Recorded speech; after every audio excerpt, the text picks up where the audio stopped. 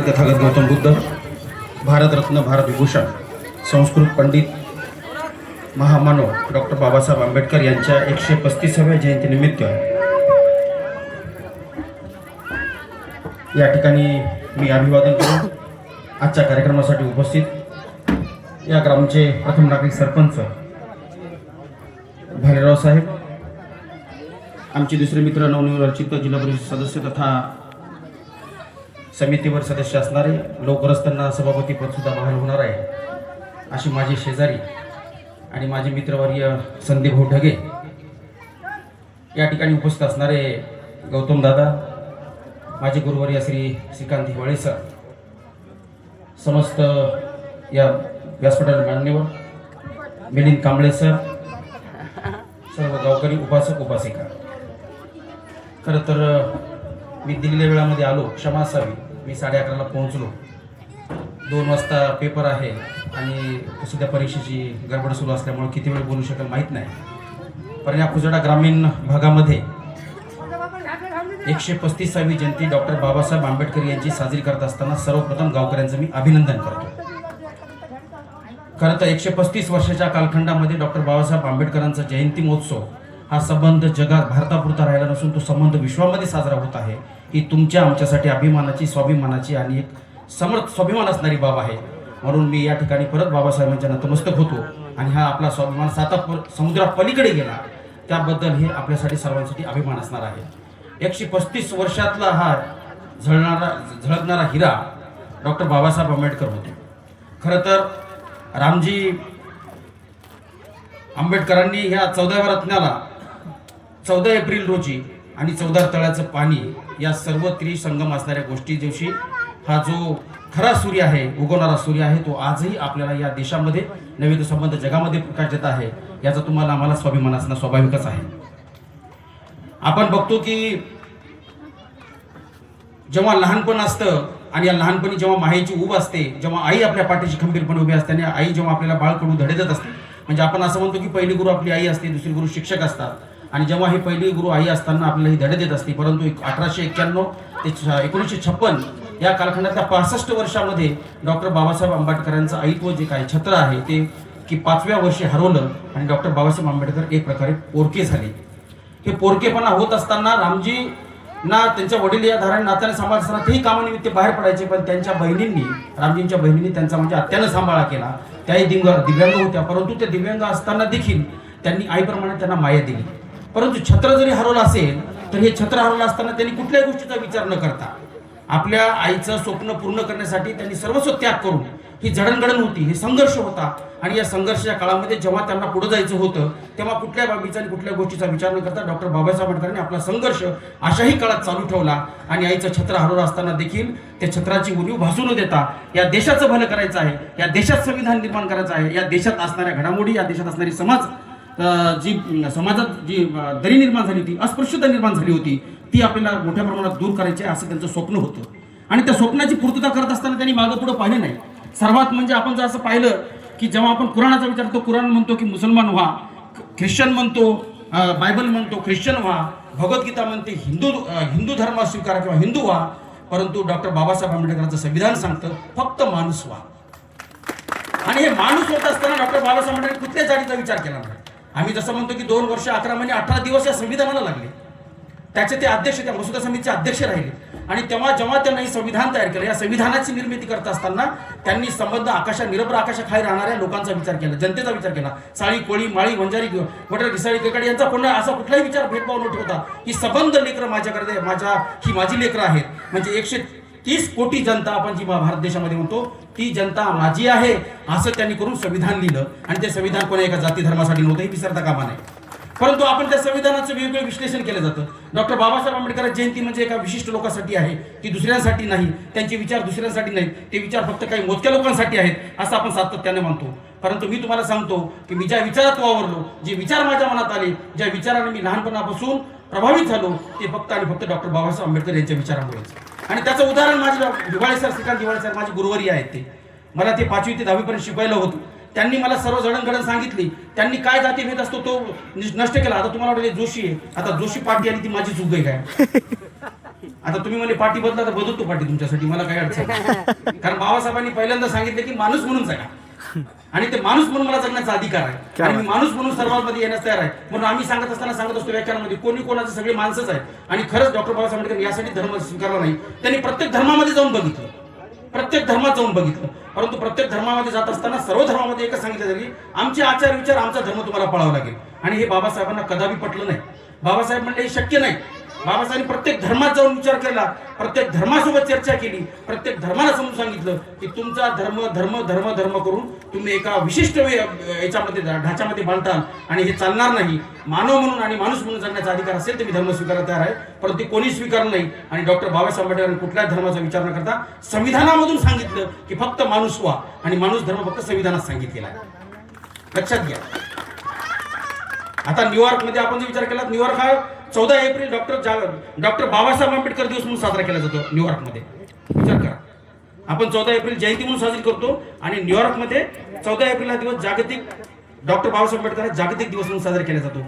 Colombia विद्यापीठाचा जर आपण केला की कोलंबिया विद्यापीठामध्ये डॉक्टर बाबासाहेब 250 वर्षातला इतिहास मोडीत काढला आणि तिथल्या कोलंबिया विद्यापीठाने जाहीर केलं की हा सर्वोच्च विद्यार्थी असणारा एक विद्यार्थी 250 वर्षानंतर आहे, तो म्हणजे डॉक्टर बाबासाहेब आंबेडकर. आणि या डॉक्टर बाबासाहेब आंबेडकरांचं आपण जर बघितलं तर आज फक्त आपण विश्वरत्न का म्हणतो, कारण फक्त आणि फक्त केवळ भारतापुरतं मर्यादित क्षेत्र राहिलं नाही त्यांचं, अख्ख्या विश्वात गेलं, अख्ख्या विश्वात संविधानात जावलं.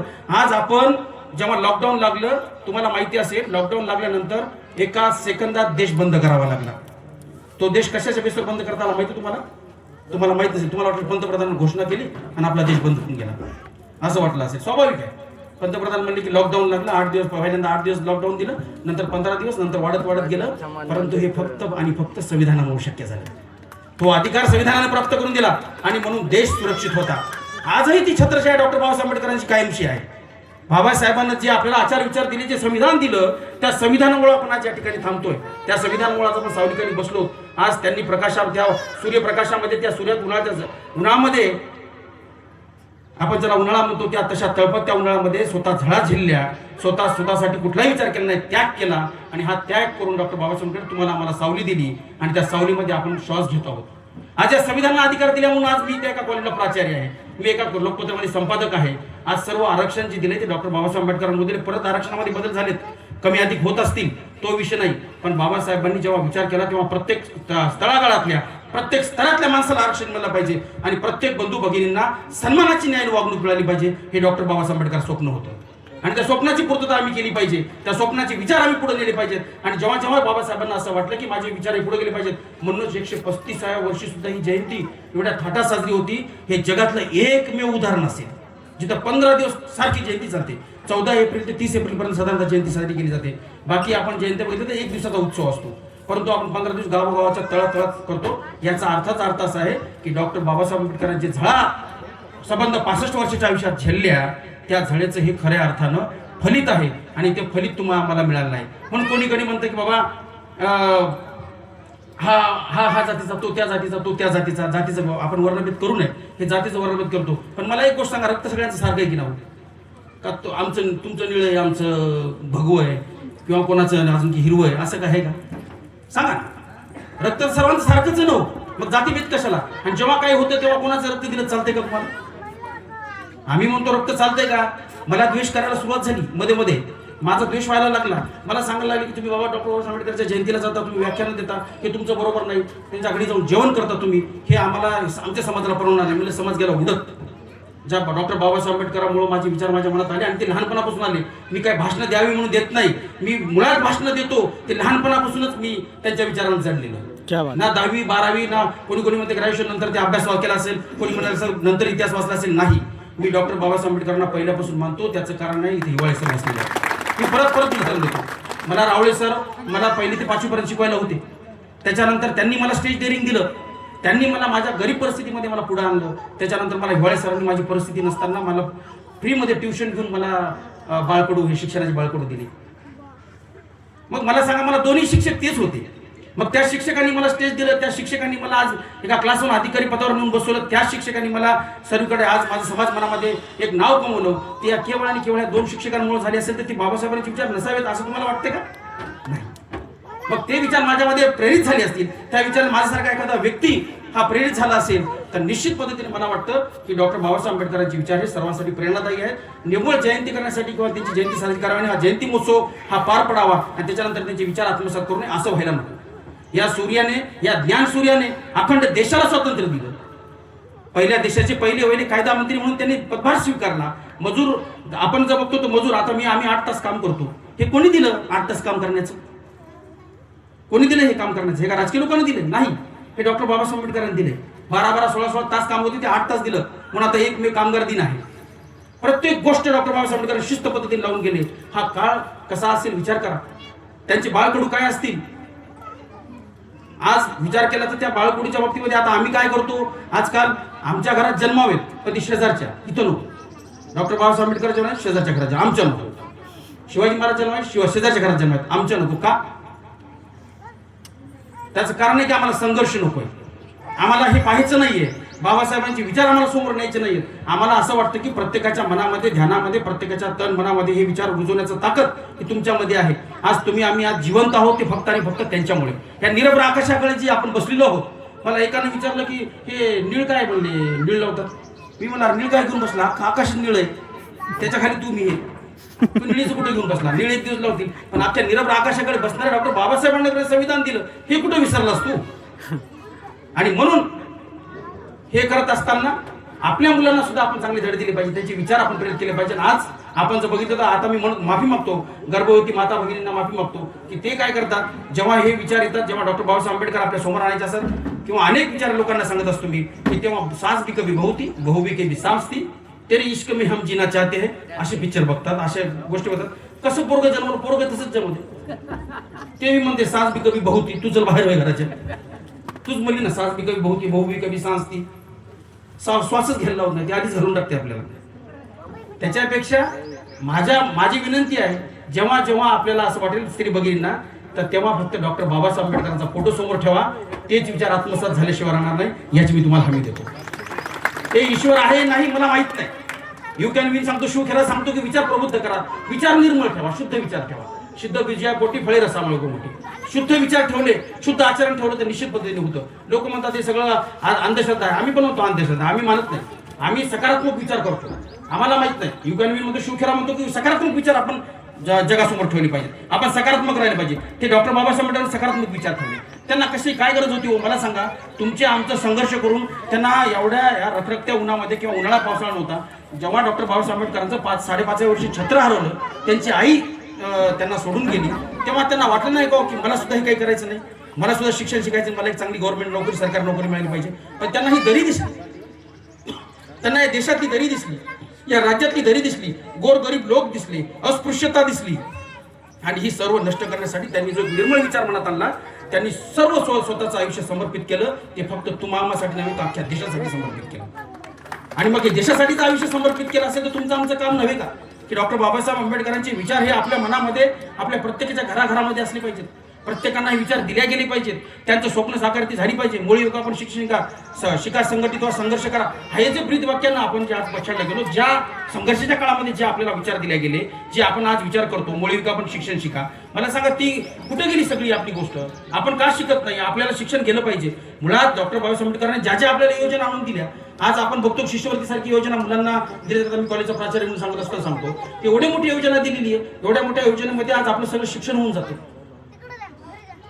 मग मला सांगा, तुम्हाला आजही त्यांचा आशीर्वाद, म्हणजे आज तुम्हाला सर्वांना आशीर्वाद त्यांचा, तुम्हाला म्हणून आम्हाला सुद्धा आशीर्वाद आहे, सर्वांना आशीर्वाद आहे. आणि या आशीर्वादात जरूर कुठेतरी स्वप्न साकारलं पाहिजे, कुठेतरी अधिकारी झाले पाहिजे. आज IPS IAS होण्याची आवश्यकता आहे. आज बाबासाहेबांचं स्वप्नपूर्ती तीच होती की माझी लेकरं शिकली पाहिजेत. माझी लेकरं म्हणजे एकटी त्यांची नाही, सर्व. आम्ही तुम्ही जातीभेद केला असेल ते सोडून द्या, तो भाग वेगळा. कोण कुठं जातीभेद करते त्याच्याशी आपल्याला काही देणे घेणं नाही. पण आम्हाला एकच गोष्ट म्हणायची की डॉक्टर बाबासाहेब आंबेडकर हे पूजनीय होते, ते विश्वरत्न होते, ते ज्ञानवान होते, ते संस्कृत पंडित होते. आणि त्यांना तुम्हाला आम्हाला मानावंच लागणार आहे, त्याच्याशिवाय गत्यंतर नाही. आणि जो कोणी डॉक्टर बाबासाहेब आंबेडकरांच्या विचाराला मानत नाही, तो आपल्या भारत देशातला रहिवासी नाही, तो आपला रहिवासी नाही, तो आपला नागरिक पण नाही. त्याला मानावंच लागेल. विचार केवळ फोटो पुरते, विचार केवळ फक्त ते डॉक्टर बाबासाहेब आंबेडकर म्हणून तेवढे ठेवण्यापुरते विचार करत असतात, ते ही अत्यंत मोठी चूक आहे. त्यांनी सर्वस्व त्यागलं. म्हणजे आम्ही जर इतिहास सांगितला तर इतिहास फार मोठा आहे. आम्ही अशोक सम्राटांचा इतिहास सांगतो, आम्ही छत्रपती शिवाजी महाराजांचा इतिहास सांगतो. प्रत्येकाने प्रत्येकाच ठिकाणी काम केलेलं आहे. लक्षात घ्या, प्रत्येक इतिहास काढा तुम्ही. प्रत्येकाच्या ठिकाणी प्रत्येकानं काम केले, प्रत्येकानं स्वतः देश घडण केले, पण खरी जडणघडण जी झाली ती जेव्हा डॉक्टर बाबासाहेब आंबेडकर आले तेव्हा खऱ्या कायद्याला मंजुरी मिळाली आणि तो कायदा संमत झाला.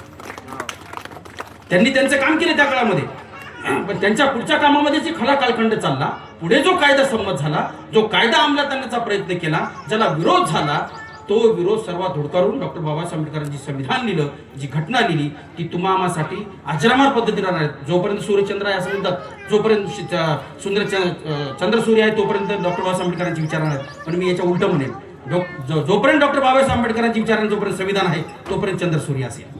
क्या बात आहे. लक्षात घ्या. आणि या विचाराला राहूनच आपण पुढे गेलं पाहिजे, या विचाराला अनुसरूनच आपण पुढे काम करत राहिलं पाहिजे. या विचाराला सोडून, या विचाराच्या अधीन राहूनच आपल्याला पुढे विचार नेण्याचं काम कार्य मोठ्या प्रमाणात करता आलं पाहिजे. आणि म्हणून डॉक्टर बाबासाहेब आंबेडकरांनी जी काही विचार दिले, जे आचार दिले, जी काही संघर्ष केला, संघर्ष करत असताना तुम्ही लक्षात घ्या कुठंही नाव बोट ठेवलेलं नाही. कधीही डॉक्टर बाबासाहेब आंबेडकरांनी वैयक्तिक कोणावर टीका केलेली नाही. आम्ही टीका करतो, त्यांनी कधीही कुठल्या समाजाला बोलले नाही. कोण्या समाजाने छळ केला असेल असं सांगितलं की ब्राह्मण समाजाला खूप छळ केला, मान्य आहे, छळ केला मान्य आहे, परंतु त्यांनी कधीही त्यांना कमी हिंदलं नाही. हे त्यांचं वैशिष्ट्य राहिले. मग ते संत नव्हते का? मग ते संतांपेक्षा थोर म्हणता येत नाहीत का? जे संतांचा आचरण विचार केल्या सांगितलं जातो, जे संत साहित्य सांगितलं जातं, आणि संत साहित्य सांगितले जातं की संत साहित्यात सांगितलं जातं की जो बोलत नाही, जो संयमी आहे, ज्याला चिखल जरी फेकून मारला तो जो बोलत नसेल तो संत झाला, असं एक व्याख्या सांगितलं जातं. आणि मग डॉक्टर बाबासाहेब आंबेडकरांनी सुद्धा कोणाला उलटून बोलले नाही, कोणाला शिव्या दिल्या नाही, शाप दिला नाही. मग ते आपल्या काळातले संत नव्हते का? ते पण संतच होते. आणि याच्या पुढे जाऊन सांगतो, संतांनी कधी जातीभेद केला नाही. जातीभेद केला आम्ही, तुम्ही कुठला इतिहास काढा. मी जी काही मोठे संमेलन होतात त्या संमेलनामध्ये सुद्धा जी काही सर्व महागुरु किंवा जे सगळे जमतात त्या ठिकाणी, सर्व जाती संमेलन जेव्हा जमतं तेव्हा मी त्यांना एक गोष्ट सांगत असतो, मला कुठला तरी संदर्भ करून दाखवा एका तरी संतांना जातीभेद केला. मी तुम्ही म्हणाल ती नोकरी चाकरी करू, कोणीही संतांनी जातीभेद केला नाही. जाती आम्ही पाडले, आम्ही जातीचं विघटन केलं, आम्ही जातीच्या फोडी केल्या, आणि आम्ही जातीमध्ये तेढ निर्माण करण्याचा प्रयत्न केला. हे होऊ नये. त्यांनी त्याच्यामुळे सांगितलंय की संविधान हेच सांगतं की कुठल्याही धर्मामध्ये प्रत्येक धर्म स्वीकार म्हणून सांगितलं. धर्मामध्ये सांगितलं, प्रत्येक धर्मामध्ये सांगितलं की ह्या धर्माचं आचरण करा, भगवद्गीता वाचा, कुराण वाचा, बायबल वाचा, त्या धर्मामध्ये सांगितलेलं आहे. पण डॉक्टर बाबासाहेब आंबेडकर सांगितलंय की फक्त संविधान वाचा आणि माणूस माणूस म्हणजे काय की तुम्हा आमच्यासारखा माणूस झाला तर तो सगळ्यांना सहकार्य करेल, तो प्रत्येकाच्या अडीअडचणी दूर करेल, तो प्रत्येकांना समजणार. जो कोणी माणूस समोर येईल तो कुठल्या समाज आपण विचारतो का? बाबासाहेबांनी त्यांच्या काळातला इतिहास काढला, त्यांनी कधी विचारलं का तू कोण्या समाजाचा आहेस म्हणून? नाही विचारलं. शाहू महाराजांचा इतिहास काढा, आरक्षणाचं जे आता चाललंय सगळं फॅड, त्या काळात डॉक्टर बाबासाहेब आंबेडकरांना आरक्षण घ्या म्हणून सांगितलेलं होतं, घेतलं गेलं नाही. आज आरक्षण घ्यायची तुम्हाला आमच्यावर वेळ आली तेव्हा ते म्हणले ते घ्या म्हणून. किती विचार होता, काय दूरदृष्टी असेल ती. मग या दूरदृष्टीला काय म्हणायचं किंवा काय बुद्धी असेल त्यावेळेस की त्या काळामध्ये आरक्षण घ्या म्हणून सांगितलं गेलं होतं. मग असा महामार्ग निर्माण होणे आहे का? त्यांनी कुठे एका जातीसाठी केलेलं आहे का? हे तुम्ही कोणी उत्तर द्या मला. एका जातीसाठी केलं का? हे नाही केलं. सर्व धर्म समभाव, आणि म्हणून त्यांनी धर्म स्वीकारला नाही कुठले. त्यांना धर्म स्वीकारता आला असता, त्यांना तिथं पद मिळालं असतं. कायदे मंत्री होते, मजूर याच्या मंत्रिमंडळामध्ये होते. त्यांनी स्त्री आरक्षणासाठी हे स्त्री कोड बिल, त्याला आपण काय म्हणतो त्याला, हे जे बिल दिले, हिंदू बिल दिलं, हे सगळे बिल त्यांनी दिले ते डॉक्टर बाबासाहेब आंबेडकरांनी दिले आहेत. हे नव्यानं काही बदल नाही, नव्यानं थोडेफार बदल केले असतील. हे पोटगी देणं, ह्या सगळ्या गोष्टी त्यांच्या काळात घडलेल्या आहेत. महिलांना स्वतंत्र आरक्षण देणं हे त्यांच्या काळात घडलेलं आहे. स्वतंत्र आरक्षण कोणी देण्याचा प्रयत्न केलेला नाही. आता उलट तर ते काय मध्ये काळात चाललं की संविधानच बदलायचंय. जो कोणी संविधान बदलेलं ना तो त्या जागेवर राहणार नाही, माझी स्वतःच विचार. जो कोणी संविधानाला हात लावण्याचा प्रयत्न करेल तो त्याची तर अवलाद नसेल, लक्षात घ्या. आता म्हणून नाही त्या बापाचीच अवलाद नसेल ती, पण जे कोणी डॉक्टर बाबासाहेब आंबेडकर संविधान हात लावेल तोच या जगात नसेल. इतकं मोठं संविधान आहे. अरे का मजाक लावला संविधान बदलायचं? त्यांचे विचार बदलण्याचा मजाक लावला तुम्ही? अजिबात नाही बदलू शकणार तुम्ही. त्यांनी जे परिश्रम घेतले, स्वतः त्याग केला. मी तुम्हाला म्हणलं की 2 वर्ष 11 महिने 18 दिवस संविधान लिहावं लागलं का? कमी डोकं लावलं लागलं? इथे एक दिवस माणूस अभ्यास करत बसत नाही. आम्हाला जर म्हणलं ना 1 दिवस अभ्यास करा तर आम्ही करत नाही. 18 तास डॉक्टर बाबासाहेब आंबेडकरांना अभ्यास केला, संघर्ष केलेला आहे. आणि त्या संघर्षातून सर्व निर्माण केले, त्यांच्यासाठी काहीच केलेलं नाही. त्यांचा पूर्ण तुम्ही समग्र इतिहास काढा आणि मला कोणी सांगा प्रत्येक माणसानं स्वतःच्या स्वार्थासाठी काम केलेलं असेल, पण डॉक्टर बाबासाहेब आंबेडकरांनी स्वतःच्या स्वार्थासाठी काम केलं नाही, तर देशाच्या स्वार्थासाठी काम केलं, देशाच्या जनतेसाठी काम केलं. हा समग्र इतिहास काढा तुम्ही. त्याच्यात सांगा तुम्ही डॉक्टर बाबासाहेब आंबेडकरांना 5 प्लॉट घेतले, डॉक्टर बाबासाहेब आंबेडकरांनी 50 कोटी माया जमवली, कुठेही मला इतिहास दाखवा तुम्ही. मी तुमचं म्हणाल ते काम करतो. केलंच नाही. त्यांनी फक्त त्याग केला आणि त्यागामध्ये एकच आपली संपत्ती समजली. माझी संपत्ती म्हणजे माझा समाज नव्हे, माझी संपत्ती म्हणजे या देशात या समृद्ध आकाशाकडे निर्माणाकडे ही सगळं माझी लेकरं जी आहेत ती माझी संपत्ती. ती संपत्ती त्यांनी केली आणि ती संपत्ती अजरामर राहिली. नाही तर आज काढा तुम्ही 50-60 वर्षातला 40-50 वर्षातला इतिहास, कुठला एखाद्या नेत्याचा काढा इतिहास, तुम्हाला सगळं प्रॉपर्टी दिसेल. पण ती डॉक्टर बाबासाहेब आंबेडकरांची प्रॉपर्टी, डॉक्टर बाबासाहेब आंबेडकर साहेबांची प्रॉपर्टी म्हणजे तुम्ही आम्ही सर्व समाज. आणि ही प्रॉपर्टी त्यांनी कमवली आणि ही प्रॉपर्टी स्वाभिमानानं आज आम्हाला तुम्हाला सांगायला या ठिकाणी स्वाभिमान वाटला पाहिजे. आणि म्हणून त्यांचा विचार करा. त्यांनी बघा तुम्ही आज वृत्तपत्र चालणं इतकं मोठं अवघड क्षेत्र झालेलं आहे. 40% जाहिरात आणि 60% मजकूर असला पाहिजे तर वृत्तपत्र चालताना बंद करावं लागतं वृत्तपत्र. मी संपादक या नात्याने सांगायला लागलो. मला माहिती आहे जाहिरात नाही तर काय करावं लागते, पण डॉक्टर बाबासाहेब आंबेडकरांनी मूक नायक, बहिष्कृत भारत आणि जनता ही 3 वृत्तपत्र चालवली. लक्षात घ्या. वृत्तपत्र चालणं सोपं नव्हतं. स्वतःचं होतं नव्हतं तेवढी संपत्ती संपवून पैसे उसने पासने करून या देशाला स्वातंत्र्य करण्यासाठी, हे देशाला काहीतरी जडणघडण, या देशाला एक दिशा देण्यासाठी वृत्तपत्र चालवले. मूक नायक सारखं वृत्तपत्र लोकशाहीचा 4था आधारस्तंभ वृत्तपत्राकडे पाहत असताना या वृत्तपत्राची दिशा आणि दशा किंवा दिशा आणि हे दाखवलं, मार्ग जो दाखवला तो वृत्तपत्राने दाखवला. आणि त्यांची ती जी वृत्तपत्रांची जी दिशा होती, जी वृत्तपत्र जे चालत होते त्या वृत्तपत्रामध्ये न्याय मिळण्याचं जे काम केलं, जे प्रशासनाला त्यावेळेस ब्रिटिश साम्राज्य असेल किंवा काही असेल त्यांना जे वटणूर आणण्याचं काम केलं त्यावेळेस त्या वृत्तपत्रांनी काम केलेलं आहे. आणि आज तीच वृत्तपत्र वसा घेऊन पुढे चालत आहे. त्यांचेच विचार आहेत, वेगळे विचार काहीच नाही. तुम्ही मला सांगा नवीन काहीतरी या देशात आले नाही, मी मान्य करतो. सगळं जुनंच आहे, फक्त थोडंसं बदल आहे, डिजिटल झालंय, एवढंच झालंय. पण तेच आहे ना, डिजिटल म्हणजे काय की तुम्हाला विचार मांडण्याची मुभा दिली, ती कोणी दिली? बाबासाहेबांनीच दिली. तुम्ही काय वेगळं सांगायला? मग वृत्तपत्र अभिव्यक्ती स्वातंत्र्याचा मुद्दा आहे, अभिव्यक्ती स्वातंत्र्य दिलं कोणी दिलं? डॉक्टर बाबासाहेब आंबेडकरांनी दिलं. मग तू काय सांगायला येऊ अभिव्यक्ती स्वातंत्र्य मला मांडायचं? तुला नाही, बाबासाहेबांनी दिलं म्हणून तुला मांडायचं आहे. आणि म्हणून त्यांचे विचार जे आहेत ना ते विचार फार वर्षापूर्वीचे, म्हणजे आपण 1891 नंतर जी त्यांची जडणघडण सुरू झाली, आपण असं करू 12व्या-13व्या वर्ष म्हणू किंवा 5व्या छत्र आल्यानंतर सुरू करू, आपल्याला म्हणायला हरकत नाही. परंतु पुढचे 60-50 वर्ष त्यांनी जो संघर्ष केला तो केवळ आणि केवळ आपल्या देशाच्या जडणघडणीसाठीच केला. आणि म्हणून त्यांचा इतिहास अजरामरच आहे. त्यांच्या इतिहासामध्ये कुठेही बदल होणार नाही, त्यांच्या संविधानात बदल होणार नाही. आणि ते संविधान तुम्हाला आम्हाला सोबत घेऊन चालावं लागणार आहे. आणि या संविधानाचं स्मरण तुम्हाला आम्हाला या जयंती दिवशी जरी होत असेल, डॉक्टर बाबासाहेब आंबेडकरांची 135वी जयंती अति उत्साहात आपण साजरी करतो. म्हणजे आज मी तुम्हाला सांगतो की 135 वर्ष झाले, आजही या महामानवांची जयंती साजरं करणं हे तुमचं आमचंच नव्हे तर विश्वाचं भाग्य आहे. लक्षात घ्या. आणि म्हणून तुम्हाला सांगितलं की न्यूयॉर्कमध्ये डॉक्टर बाबासाहेब आंबेडकर हे जागतिक दिन म्हणून त्या ठिकाणी साजरे केले जाते. आपण तरी म्हणतो कॅलेंडर दिले आपल्याला, डॉक्टर बाबासाहेब आंबेडकर जयंती 14 एप्रिल, तिथं 14 एप्रिल डॉक्टर बाबासाहेब आंबेडकर जागतिक दिन म्हणून नोंद आहे. लक्षात घ्या. मग काय त्या देशाला विचार पटला असेल? म्हणजे आपण संविधान दिलं डॉक्टर बाबासाहेब आंबेडकरांनी, या देशाला संविधान दिलं आणि याचं अवलोकन करतात विदेशातले लोक. बघा कशी कथा आहे. त्यांना आपला किती मोठा अभिमान आहे, न्यूयॉर्कला कोलंबियाला किती मोठा अभिमान आहे. आणि तुम्हाला आम्हाला का अभिमान असला पाहिजे? केवळ आणि केवळ फक्त शासकीय प्रोटोकॉल म्हणून फोटो ठेवणं, शासकीय प्रोटोकॉल म्हणून जयंत्या साजऱ्या करणं इथपर्यंत समर्पित न राहता या जयंत्या विचारांच्या साजऱ्या झाल्या पाहिजे, विचाराच्या पलीकडे जाऊन साजरा झाल्या पाहिजे. भाऊ मी क्षमा मागतो. मी याच्या अगोदर सुद्धा एका ठिकाणी व्याख्यान दिलं. मी तुम्हाला सांगतो डॉक्टर बाबासाहेब आंबेडकर अध्यासन केंद्र म्हणून स्वामी रामानंद तीर्थ मराठा विद्यापीठामध्ये आहे. आपण कधी गेलात तर जा. आम्ही वर्धापन दिन साजरा केला. वर्धापन साजरा केल्यानंतर भाऊला माहिती आहे की जाहिराती मागितली जातात. मी त्यावेळेस 28वा वर्धापन दिन होता, 2022ची गोष्ट आहे.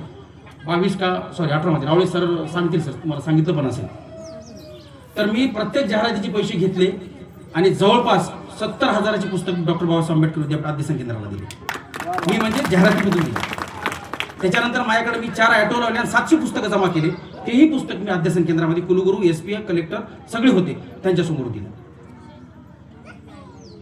विचाराची धारा आहे, हे जिवंत राहिलं पाहिजे, हे शिकलं पाहिजे, हे लोकांनी वाचलं पाहिजे, लोकांनी ते आत्मसात केलं पाहिजे, असं माझ्या या ठिकाणी म्हणणं आहे. आणि याच्याही पुढे जाऊन सांगतो की मी एक कॅल्क्युलेशन केलं तर ह्या वर्षी डीजे मुक्त जयंती बऱ्यापैकी झाली. मला आनंद वाटला. तुम्ही म्हणजे आनंद कसा वाटला? मी म्हटलं बाबा डॉक्टर बाबासाहेब आंबेडकरांना कधी त्यांच्यासमोर नाचणं आवडलेलं नाही.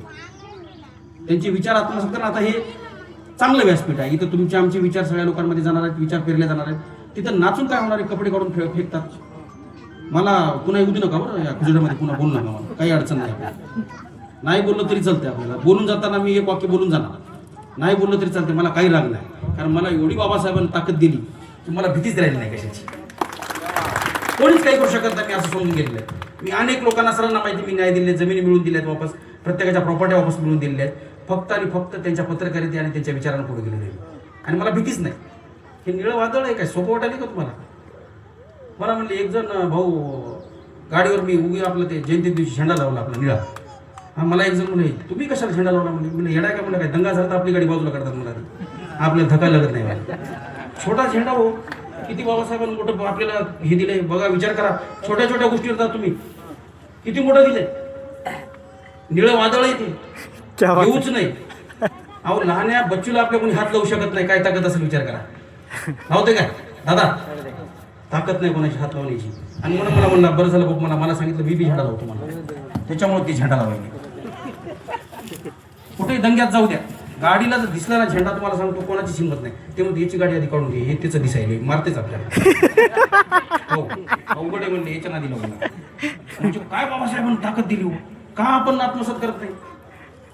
आणि म्हणून मी सांगत असताना विचार सांगतो, हे डीजे मुक्त झालं ते खूप चांगलं झालं. आज आम्ही एक अंदाज काढला होता, मी डीजेचा एक कॅल्क्युलेशन केलं भाऊ, की अख्ख्या देशामध्ये डीजेचा कमीत कमी 300 ते 500 कोटीच्या वर खर्च होत असेल, कमीत कमी. नांदेडमध्ये मोठे मोठे डीजे आणायचे, 1.5-2 कोटीचे डीजे आणायचे, आणि 15 दिवस जयंती महोत्सव चालतो. मी विचार केला बाबा, हे मी सहज कॅल्क्युलेशन केलं, तुम्हाला पटलं तर करा, नाही तर करू नका.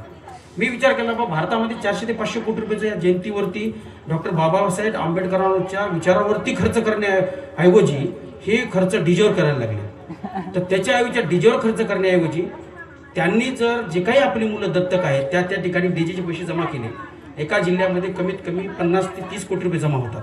एक अंदाज माझा. 10 कोटी तर कुठंच गेले नाही. 10 कोटी जर एका जिल्ह्याच्या अकाउंटला तयार करून टाकले आणि जी काही आपली लेकरं आहेत त्यांना शिकवण्याचा खऱ्या अर्थानं जर प्रयत्न केला, तर मला वाटतंय हे डॉक्टर बाबासाहेब आंबेडकरांचं स्वप्न पूर्ण झाल्याशिवाय राहणार नाही. खरी जयंती ती आहे. आणि त्यांना ते विचार पटणार, त्यांना ते विचार पटतील. तुम्ही बघा, ते विचार पटतील त्यांना. आणि म्हणून आज ह्या वर्षी नांदेडमध्ये डीजे मुक्त केलं, आनंद वाटला. मी एका ठिकाणी व्याख्यानला गेलो, त्यांना म्हणलं डीजेचे जे काही पैसे जमा झाले, तुम्ही जे काही गल्लीत म्हणजे कॉलनीत जमा केले असतील तेवढेच पैसे कोणाच तरी तुमच्या एका जॉईंट अकाउंटला टाका, आणि जे मुलं ज्यांना शिक्षणापासून वंचित ठेवले त्यांना दत्तक घ्या आणि त्यांना शिकवा. ते खरे डॉक्टर बाबासाहेब आंबेडकरांचे विचार असतील आणि तेच तुम्हाला समर्पित केले जातील, आणि ती खरं अभिवादन असेल. एवढंच या ठिकाणी मी सांगतो, आधीचा वेळ घेणार नाही. तुम्ही म्हणता हे डीजे म्हणल्यावर याला पुढच्या वर्षी बोलूच नाही, लई चेड दिसायला. आता लास्ट आणि बेस्ट तुमचा खेळ जर संपला, आता तुम्ही तुमचा दुमार तोंड बी दाखवू नका, काही हरकत नाही. मी प्रत्येक ठिकाणी जातो, मी हेच विचार देतो, प्रत्येक स्टेजवर जातो, मी हेच विचार देतो. आज वेळ कमी आहे, याच्यापेक्षा मी भारी विचार तुमच्यापर्यंत दिले असते, परंतु वेळ कमी. मला 2:30 वाजता 2 वाजता पेपर आहे, मी अर्धा तास लेट केला. त्याच्यामुळे मला इथून नांदेड विद्यापीठात पोहोचायचं म्हणून मी जास्तीचा वेळ आपल्याला देऊ शकलो नाही. जे काही माझ्या बोलण्यात कमी अधिक विचारामध्ये झाला असेल ते मी सर्वांची या ठिकाणी क्षमा मागतो आणि या ठिकाणी माझे 2 शब्द मागतो. जय भीम. धन्यवाद सर.